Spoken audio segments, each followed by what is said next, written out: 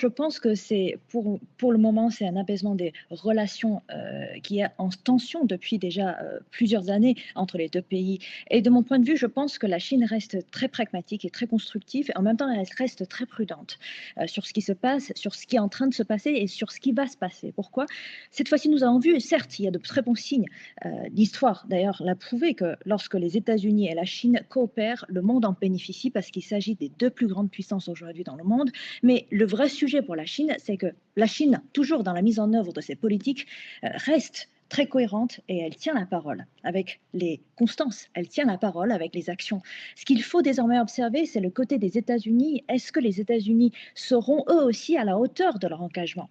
Parce qu'il y a encore des incertitudes d'une guerre commerciale mondiale. Peut-être un jour ça reprendra. Tout dépendra de la sincérité des États-Unis et aussi du degré de la mise en œuvre de leur engagement. Et d'ailleurs, il y a aussi un autre signe qui est très séant cette fois-ci lors du discours du président chinois Xi Jinping.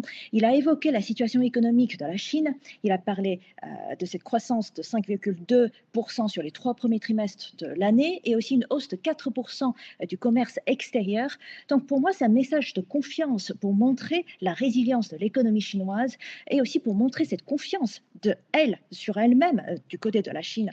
Donc en affirmant tout cela, le président affirme aussi que la Chine, je cite, n'a jamais cherché à défier ni à remplacer qui que ce soit, mais à bien gérer ses propres affaires. Donc de ce point de vue-là, je pense que la Chine donne plutôt une image très constructive, pragmatique et aussi avoir beaucoup de confiance en elle.